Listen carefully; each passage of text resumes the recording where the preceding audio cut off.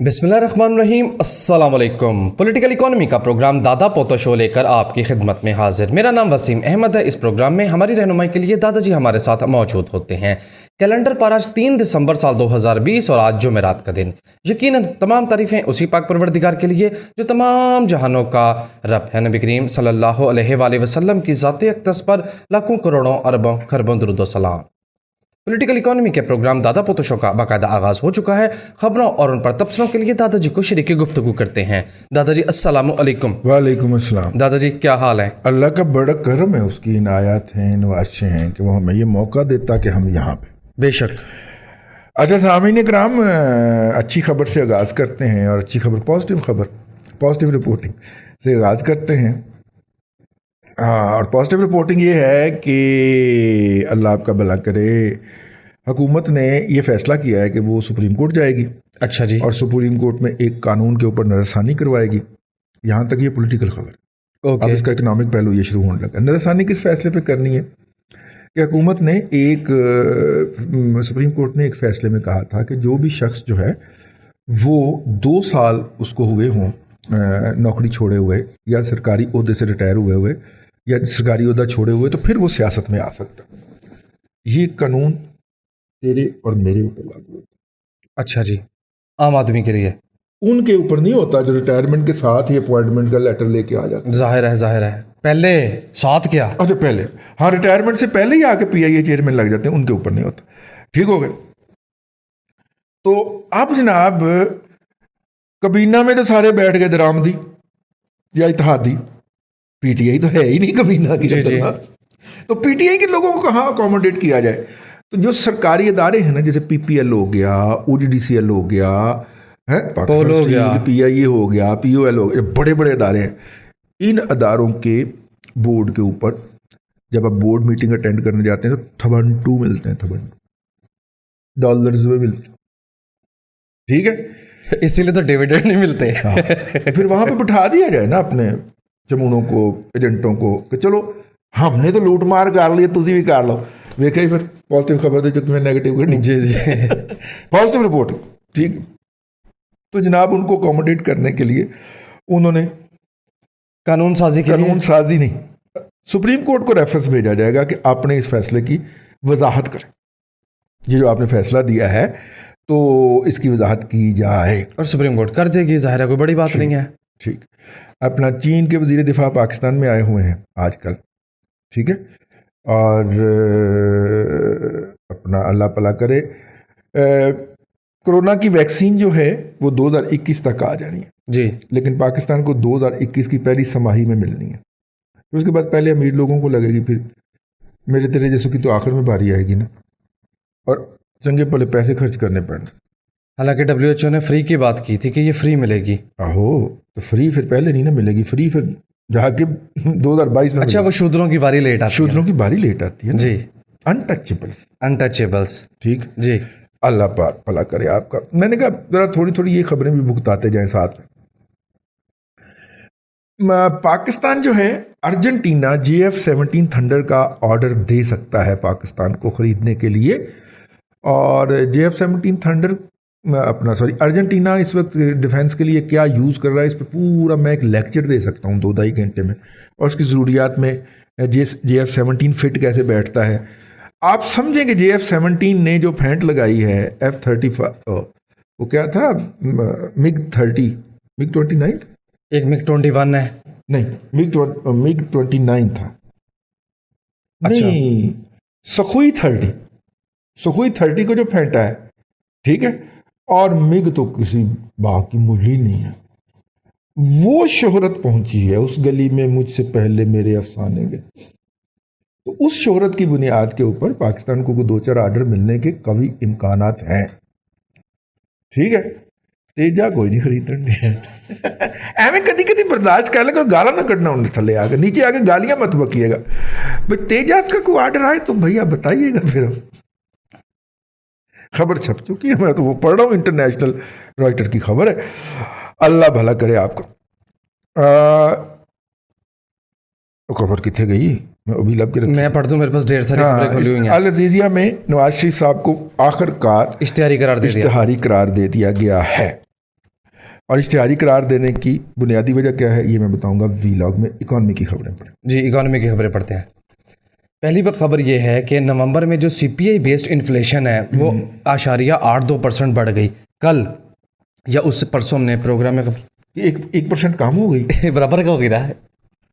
अच्छा, CPI inflation 1% बढ़ी बढ़ है, गया। एसपीआई कम हुई, सेंसिटिव प्राइस इंडेक्स कम हुआ, कम होती होती है। उधर ही है। बिल्कुल उधर ही है जी।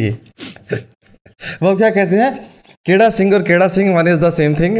नहीं, नथा Singh and the Prem Singh one and the same thing. तो सेम सेम हो गया ना सारा। आपके दोस्त की खबर। जनाब क्या हुआ, डर क्यों गया अब्दुल रज़ाक दाऊद जी। एक्सपोर्ट जो है वो नवंबर के महीने में भी $2 अरब का जो हिस्सा है वो मेंटेन रखे हुए हैं। मतलब 2 अरब रुपए। लेकिन ये शुरू कब से हुआ है? $2 अरब तो कोरोना करवाया मार्च में। दूसरी वेव दूसरी वेव आई है सितंबर में, थोड़ी थोड़ी स्टार्ट हो गया, अक्टूबर से ऊपर उठी है। हुकूमत ने जो दायरे बंद करने की बात की है वो तो आगे नवंबर में की है, नवंबर के आखिर में की है ना। तो इसका मतलब 25 नवंबर। दिसंबर के नंबर्स फिर कमज़ोर हो जाएंगे। अच्छा, ये मतलब इसीलिए उसने कहा कि जी नवंबर में तो हमने मेंटेन कर लिया है, लेकिन वो जो है वो दिसंबर में यू नो वो दिसंबर में जो था वो, ये सीन को शीन और थे को ठे बोलते हैं। अच्छा, दिसंबर में जो था वो हम मेंटेन नहीं कर पाए। ओके जी। अच्छा दादाजी, 2 हवालों से हमें बहुत ज़्यादा सवाल है कि इन पे प्रोग्राम में ज़रूर बात करें। एक तो बैंकों ने अपने जो स्केजुअल चार्जेस हैं वो बढ़ा दिए जी, हैं। मुझे भी नोटिस आ गया है, वो बढ़ा दिए गए हैं और अच्छे खासे बढ़ाए हैं। एक तो ये बात, और दूसरा स्टॉक मार्केट में जो आपको हर महीने कैपिटल गेन टैक्स देना पड़ता था वो अब हुकाम ने कहा है, स्टॉक मार्केट ने कहा है कि वो आप साल बाद आराम से दे दें जी, जिसकी वजह से हालिया रैली आप स्टॉक मार्केट में देख रहे हैं। 596 पॉइंट की एक और 302 पॉइंट की, प्रॉबली 362 पॉइंट की सेटलमेंट हो रहे हैं फाइनल सौदों की। 362 पॉइंट की एक रैली ये पिछले हमने 48 घंटों में देखी है। अब इस पर तबसरा कि जो बैंकों ने बढ़ा दिए चार्जेस, क्या मसला हुआ, तकलीफ क्या हुई? बुनियादी तौर पे बैंकों के पास बिजनेस काम हो गया, इकॉनमी सुकड़ाव का शिकार है। करेंसी की कदर पहले कम है। 314 अरब डॉलर जो 314 अरब डॉलर का जीडीपी सुकड़ के 248 अरब डॉलर पे आ गया। चुप-चुपीते आ गया। मेरे जैसे कुछ 4 बंदे जो पागल हैं वो रोला डालते रहते हैं, लेकिन बाकी सरकारी सतह पे ना इसका इतराफ़ है और ना इसके ऊपर कोई शर्मिंदगी है, बल्कि वो इसे फखरिया बयान करते हैं। ठीक है, बल्कि वो जो जाहिल का बच्चा है ना, वो जो दरूद पढ़ के झूठ बकता है, अली मोहम्मद खान, हाँ, वो तो कहता है अच्छा हुआ, ये जो है ये प्लीज इकॉनमी थी, इसमें से निकल गई, अच्छा हुआ। सुभान अल्लाह, सुभान अल्लाह, अक्ल मलाइजा फरमाए। मुझे तो उसका नाम आते ही मेरा ब्लड प्रेशर हाई हो जाता। ठीक है ना, वो तो कहते हैं अच्छा, रिकॉर्ड है अभी टीवी के प्रोग्राम में बैठ के उसने कहा। ठीक है, मस्खरे भी इनसे बहुत माकूल होते हैं। ये मस्खरों से भी की घटिया तरीन नस्ल से ताल्लुक रखते हैं। यार मुल्क तबाह हो रहे हैं, ताड़ियां मारे, चंगा आया। असल में मस्खरेपन का मुझे तो कोई इशू नहीं है, लेकिन जो इस्लामी शौर का मजाक उड़ाया जा रहा है ना, आहो, शायर इस्लामी का, वो बड़ा तकलीफ छोड़ दे इसी से की खबर। नहीं, तो भाईजान बात क्या शुरू हुई थी? बैंकों के चार्जेस। अब जब इकॉनमी स्क्वीज कर रही है तो इकॉनमी क्या होती है? पैसे का घुमाओ, लेन देन। तो जब लेन देन सुकड़ रहा है तो इसका मतलब है बैंक ने उस लेन देन में से अपना रिज़्क़ हलाल निकालना था ना। तो बैंक का भी जो है वो कम हो रहा है, बैंक की इनकम कम हो रही है। तो बैंक अपनी इनकम को बढ़ाने के लिए जो उसकी गाय जो है वो दूध पहले दे रही है, उसको मजीद धोया जाएगा, उसको मजीद दोहा जाएगा। तो वो धोने में लगे हुए हैं। आप उनके अकाउंट होल्डर हैं, आप काबू आ गए, आप अकाउंट बंद करने चले जाएं, ठीक है ना, आपके पाँव में लेट जाएगी मैनेजर खातून जाओगी, अल्लाह का नाम। लेकिन अगर आप साइजेबल अकाउंट वाले हैं तो थोड़े अकाउंट वाले को नहीं को मुंह लगाता। नहीं यार, मैं तो 2 बैंकों में से मैंने बड़ी कोशिश की है कि मैं अकाउंट बंद कर लूं। उनमें से एक अस्करी बैंक है, ठीक है, और आपका केस इसलिए लगा, कितने करोड़ की ट्रांजैक्शन की थी जब घर बनाया था? अल्हम्दुलिल्लाह कोई करोड़ों में ट्रांजैक्शन नहीं गई पाया मेरे इल्जाम ला रहे दादाजी। तो इसलिए वो खातून जो थी, मतलब कि मुझे शर्मिंदगी शुरू हो गई कि यार ये इतनी मिन्नतों पे उतर आई। जी, नेक्स्ट खबर। ये बैंकों वाली बात पूरी हो गई? पूरी हो गई। ठीक है कि जीडीपी सुकड़ गया जिसकी वजह से बैंक भी जो है तरलों पे आ गए हैं। इसी से जो है इस बात का इम्कान है कि 5% रेगुलेटरी ड्यूटी जो कॉटन यार्न पे लगाई गई थी वो ख़त्म करने जा रही है। ज़ाहिर है जब कॉटन टेक्सटाइल सेक्टर तबाह होने लगा है और मौजूदा हुकूमत ने उस तबाही को रोकने के लिए ना सिर्फ कि कोई कोशिश नहीं की बल्कि मतलब कि उसको रिवर्स करने के लिए भी कोई बल्कि उस तबाही में अपना हिस्सा डाला, तो अब इस तरह के सिंबॉलिक मेजर्स करके हुकूमत भी तो कुछ कह सके ना कि हमने कुछ किया था। ठीक है ना, तो ये वो वाले मेजर्स हैं।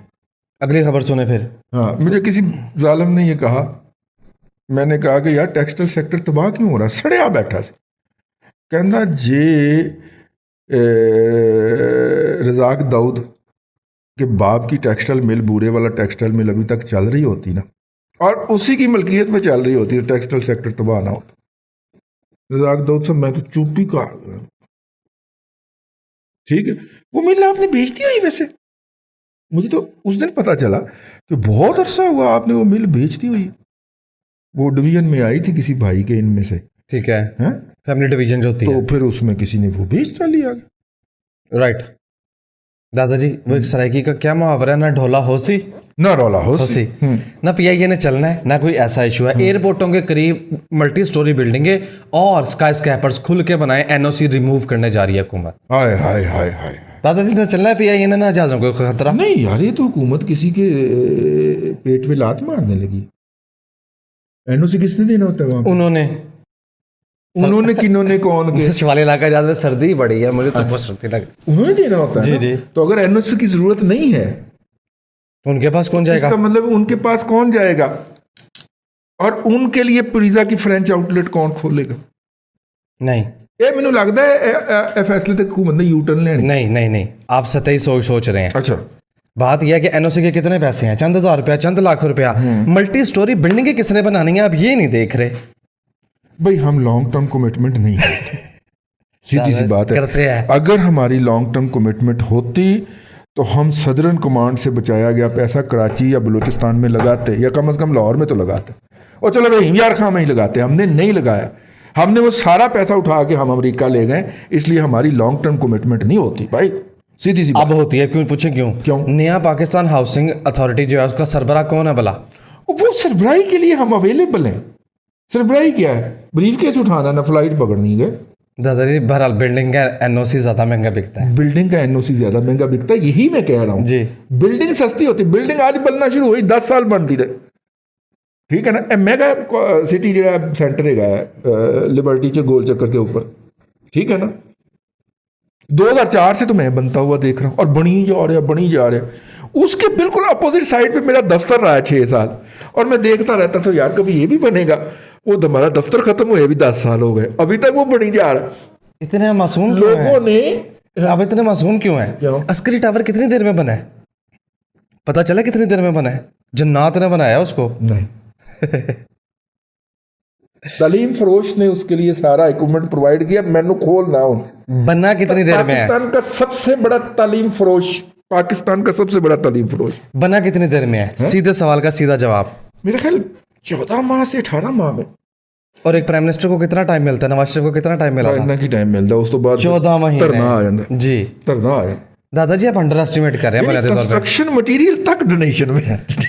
आप अंडर मुबैना तौर पे क्या कहा जाता है भाई, आप अंडर एस्टिमेट कर रहे हैं। फीडबैक का वक्त हो गया, मैं फीडबैक की तरफ तालीम जा रहा हूं। फरोशी जो है वो बड़ी मुनाफा गिर सनत है जी जी। मैसेजेस इजाजत है शुरू कर दूं? बिल्कुल, बिस्मिल्लाह। पहला मैसेज मेरे पास हसन उस्मानी का है। सलाम दुआ के बाद कहते हैं, दादाजी किस कानून के तहत रिंग रोड के जो इख्तियारात हैं वो FWO के पास गए, और क्या इसका ये मतलब है कि रेवेन्यू भी FWO को ही जाएगा? कौन है हसन उस्मानी? इनू चंगा नहीं लगता कि ਅਸੀਂ ਬਹਿ ਕੇ ਇੱਥੇ प्रोग्राम ਕਰਨ ਦੇ? जिंदा और सलामत। नहीं वैसे कानूनन बात कर लें यार, इदारा जाती बात करनी है। ਅੱਗੇ मैं सुनिया ही नहीं ਅੱਗੇ दादाजी ज्यादती है बार ਅੱਗੇ है पुत्र, मैं गैब होना ਅੱਗੇ ਸ਼ਮਾਲੀ ਇਲਾਕਾ 'ਚ ਠੰਡ ਬੜੀ, ਮੇਰੀ ਕਮਰ 'ਚ ਪਿਛਲੀ ਦਰਦ ਜਾ ਗਈ ਹੁੰਦੀ ਹੈ, ਕੀ ਕਰਾਂ ਹੁਣ? हाय हाय हाय हाय हाय। आगे चलो आगे। जी, नेक्स्ट मैसेज खालिद सईद भट्ट का है। कहते हैं दादाजी क्या ये बीमार जहनियत नहीं कि इस्लामाबाद के चिड़ियाघर से जाने वाले हाथी की ज़बू हाली भी नवाज शरीफ के खाते डाल दी गई, जबकि 3 साल से या 2.5 साल से मौजूदा जो हुकूमत है। दी थी नवाज शरीफ, मैंने तो नहीं देखा कहीं। दादाजी सोशल मीडिया पे बड़ा बड़ा कुछ होता है। सोशल मीडिया पे मैं सोशल मीडिया का गीक हूँ, एनिमल हूँ सोशल मीडिया का। इस तरह की चीज़ कहीं ना कहीं से घूम घुमा के आ जाती है। बस अपना की ना है तोहफा मिलिया सी इन्हों के वालदे ग्रामी नूं, ज़िया-उल हक साहब, ठीक है। और उस तोहफे को ला के यहाँ पे छोटा सा बच्चा था, जब हमने आज से कम 15-16 साल पहले जाके उससे हैंडशेक किया था, उसने सोने से हाथ मिलाया था हमसे, तो बच्चा था छोटा सा, ठीक है। अब फिर वो बच्चा बड़ा हो गया, बताओगे।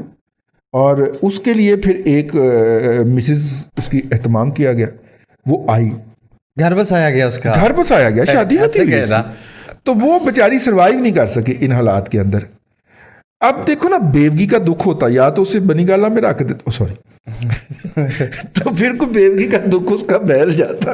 मेरा मतलब बेवा ही नहीं, रंडवेपन का दुख था बेचारे को, और उसके लिए हम दूसरी शादी का एहतमाम नहीं कर रहे थे। तो अक्लमंदों के दिमाग में चूंकि दिमाग कम था कि बजाय इसके उसकी दूसरी शादी का एहतमाम करो, आप तो 3 करी फिर दो।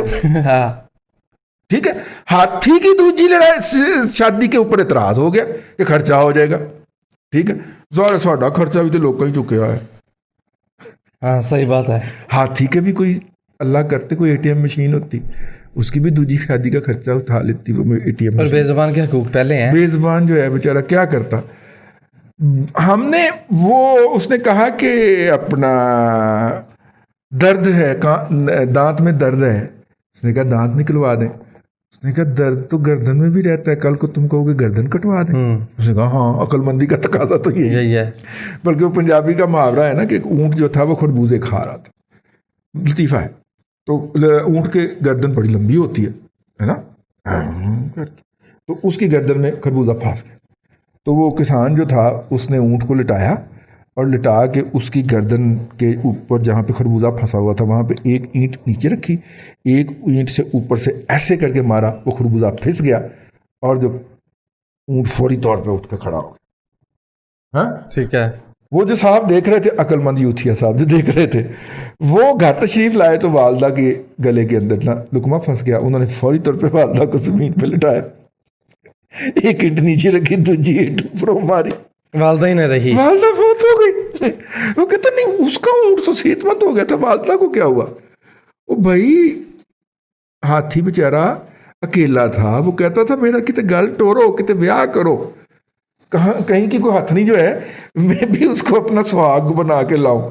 तो वो तो हमसे हुआ नहीं, तो हमने हाथी जो था वो डिस्पैच करके अपनी जान छुड़ा ली। बुनियादी तौर पे आपको पता है इस्लामाबाद का एक साफी है जिसका नाम है खलीक क्या जी, उसने पिछले दिनों हमें मीडिया के ऊपर और फिर के ऊपर जो है वो एक खौफनाक बात बताई। जी बताइए। उसने कहा असल में हाथी मसला नहीं था। अच्छा जी, मसला क्या है? मसला ये है कि मारगला में वो ज़मीन जो है वो बहुत ही प्राइम लोकेशन की ज़मीन है, और किसी अदारे या किसी शख्स की नज़र उस ज़मीन के ऊपर है कब्ज़ा करने के लिए। तो हाथी की मौजूदगी में वो कब्ज़ा हो नहीं सकता था। वो मुर्गियाँ शुर्गियाँ शुतुरमुर्ग हिरन शिरन का हमने रोस्ट बना के ये वो सारा निबेड़ दिया देना था। हाथी का क्या करे, उसकी तो सज्जी भी नहीं बनती। सही बात है, भारी भरकम जानवर है ना। तो फिर क्या करे, तो फिर उसके लिए ये बाकायदा मीडिया से तावन हासिल करके अदलिया के तावन के साथ उसको डिस्पैच किया गया है। अब उस ज़मीन पे कब्जा करना आसान हो जाएगा। बहुत अच्छे। समझी जानी है ना कि फलाने पर्पज़ के लिए हमें ये ज़मीन चाहिए, मिल जाएगी, मिल जाएगी। असल में इशू ये है, हाथी का कोई मसला नहीं है, उसके लिए कोई भी मिसिस हाथी अरेंज की जा सकती थी, और ज़्यादा दूर जाने की क्या ज़रूरत है। हाँ वो यार मोहसिन हसन खान, वो की मुंडा मलक शोएब मलक, ठीक है ना। तो मेरा मतलब हाथी भी तो फिर हम कर लेते ना जी, इंडिया से रिश्ता ले आते ना जी। वो साउथ ऑफ द इंडिया की तरफ, अफ्रीका के कई कंट्रीज को ऑर्डर दिया जा सकता है। यार हमने क्यों दूसरे माहौल की लेके आनी है, वो आगे पहले सर्वाइव नहीं की यहाँ पे। तो हम इधर रिश्ता भेज देते यार, हमसायों के साथ ताल्लुकात बेहतर हो जाते इस तरह। बस की वसीम ख्याल है? अकरम का होते होते रह गया। की ख्याल है हमसायों की? पता तेनों की पता हो ही गया होवे। ऑस्ट्रेलिया चला गया फिर। वो माई वैसे उसने इस गांव में शादी नहीं की वैसे, सुष्मिता सिंह, हाँ है ना? हाँ, नहीं की। है ना? वो उन्होंने बच्चे शच्चे अडॉप्ट कर लिए अपना काम गलत करने के लिए। बड़ी मुहिम चला, इंडियन मीडिया नहीं चलाई थी हमारे यहाँ। वसीम अकरम के साथ काफी जो है ना अच्छा वक्त उन्होंने गुजारा। बकवास नहीं कर। अब उनसे पूछा तो उन्होंने कहा मैं दिल ही नहीं कर रहा। खैर माजरत जी, ऐसे ही मजाक आ जाता है। बकवास नहीं करेगा। बिंद नहीं, उन्होंने बड़ी खुश थी दादाजी, वो डांस शांस की वीडियोस नहीं भी यार, थी। वो स्माइलिंग फेस, मतलब देखो जो किसी की पॉजिटिव बात है उसको उसका फेस ही स्माइलिंग है। तेरे जैसे बड़े बड़े लोग उसकी स्माइल देख के ना गलतफहमी में मुब्तला हो जाते हैं। वसीम अकरम तो नहीं हुआ, वो पर्सनैलिटी स्माइलिंग है भाई। वसीम अकरम तो नहीं हुआ, ठीक है ना? मैं ये हो जाता हूँ गलतफहमी का शिकार।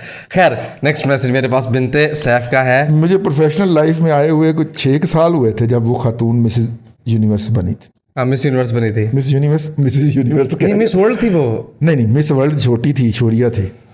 अच्छा, ये मिस यूनिवर्स थी। ठीक है। यार भाईजान जवानी दी गल्लां सानू भूलदियां नहीं। मतलब जर्नलिज्म में 6वां 7वां साल था, तो उस ज़माने में ना ये जो यूएई से छपने वाले अखबारात हैं ना, ये एक बड़ी अयाशी होती थी और बड़ा पहुंचा हुआ जर्नलिस्ट समझा जाता था। जो खलीज टाइम और गल्फ न्यूज़ वगैरह पढ़ रहा होता था, ठीक है? तो वो जनाब गल्फ न्यूज़ में मुझे याद है कि उसके पूरे पेज की ना तस्वीर जो थी, वो इन दोनों खवातीन की पूरे पेज की तस्वीर छपी। इंडिया का कोई ज्वेलर था, उसने उसको स्पॉन्सर किया था, तो वो छपी। तो हम वो दोनों अखबार जो थे, हमारी होटल से ना छुपा के लेके निकले थे। और चूंकि उस जमाने में वंस अपॉन ए टाइम की बात है, आपको आज बताने लगा, मैं हॉस्टल में रहता था और कमरे में अकेला रहता था और रात को सिर्फ सोने के लिए जाता था। तो बहुत अरसे तक ना वो मेरे हम रकाब रही दोनों खवातीन। मैंने जाके पुल पे सामने लगा। तो दादाजी फ्रस्ट्रेशन की खीर है वैसे। यार देखो, रोजाना 18-18 घंटे काम करना है, कमरे में 8 घंटे के लिए जाके बंदा खुशगवारियत भी महसूस ना करे। हाँ, इतना तो हक बनता है। इतना तो हक बनता है ना। हम सारा दफ्तर का काम कर, खाना खा, नमाज पढ़ के कमरे में सिर्फ एंटर होने के लिए सोना, और जब हमने लेटना है तो सामने फिर हमारा इस्तकबाल करना है दोनों खवातीन। खैर, क्या बेचारगी थी दादा तो जी। यार देखो तुम, इससे तुम मेरी उम्र का अंदाजा कर सकते। मुझे यूनिवर्सिटी से फारिग हुए 7 साल हुए थे। खैर बात कहीं से कहीं निकल गई, इकॉनमी की खबरें नेक्स्ट मैसेज नहीं मैं हम हाथी से होती हुई बात हम मैसेजेस पढ़ रहे हैं सैन की तरफ से। अच्छा जी, बिनते सैफ का मैसेज है और आपने पूछा कि दादाजी आईसीएस फिजिक्स के बाद, आईसीएस विद फिजिक्स के बाद कौन कौन सी फील्ड्स और यूनिवर्सिटीज़ बेहतर है। मजीद ये बताइए कि इंटर के बाद लेडीज़ के लिए आर्मी जॉब्स और स्टडी के बारे में भी गाइड कीजिए। यार, ये बहुत ही डिटेल का मुतकाज़ी इसको है, कल पे ना रख लें। बहुत सारे शोबे हैं इसके हवाले से। और आर्मी के अंदर ना मैं टेक्निकल बच्चियों के टेक्निकल जॉब्स का हामी नहीं हूँ, मैं स्पेशलाइज्ड जॉब का हामी हूँ। जैसे कि मेडिकल स्पेशलाइज्ड जॉब है हमारी। वो आयशा थी ना बच्ची जिसने मुस्लिम दुनिया की पहली आयशा, क्या होता है उनके नाम पूरा मेरे से, आयशा फ़ारूक हमारी बच्ची थी ना, तो बहुत जल्दी डेथ हो गई उसकी। वो जो प्रेशर्स आते हैं जब हाइट पे जाता है जहाज़, तो उसके अंदर शदीद किस्म के मल्टीपल प्रेशर्स आते हैं ना, तो वो नाजुक है बच्ची का जिस्म, फितरत ने बनाया ही उस तरह के प्रेशर्स लेने के लिए। बाय द वे, जो प्रेशर वो लेती है वो और किसी के पास की बात नहीं है, मर्द के पास की बात नहीं है, तो बिल्कुल ही नहीं है। हाँ जी, ठीक है ना।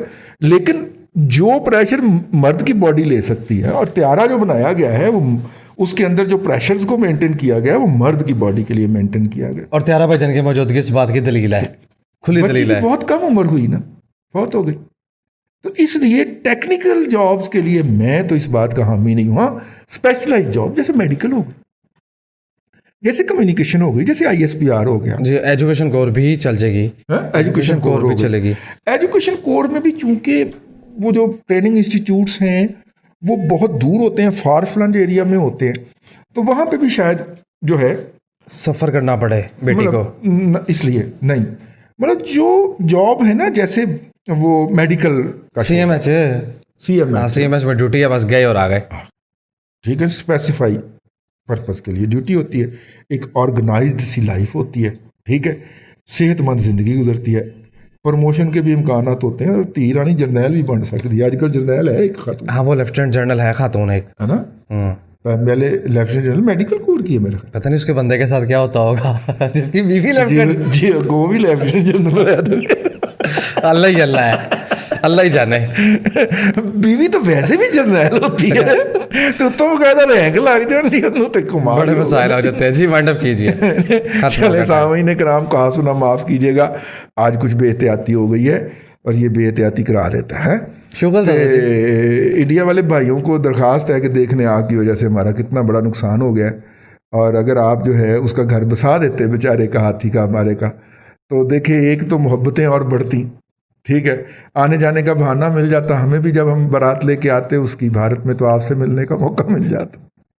चलिए अल्लाह आपको आसानियाँ अता करे और आसानियाँ कल के खुदा में तकसीम करने की तौफीक अता। आमीन। दादाजी बेहद शुक्रिया। नाज़रीन करम, पॉलिटिकल इकोनॉमी का प्रोग्राम दादा पोता शो आप देख रहे थे। ये था आज का दादा पोता शो। मैं उम्मीद करता हूँ कि आज का प्रोग्राम आपको पसंद आया होगा। अपने मेज़बान वसीम अहमद को दादाजी के साथ इजाज़त दीजिए।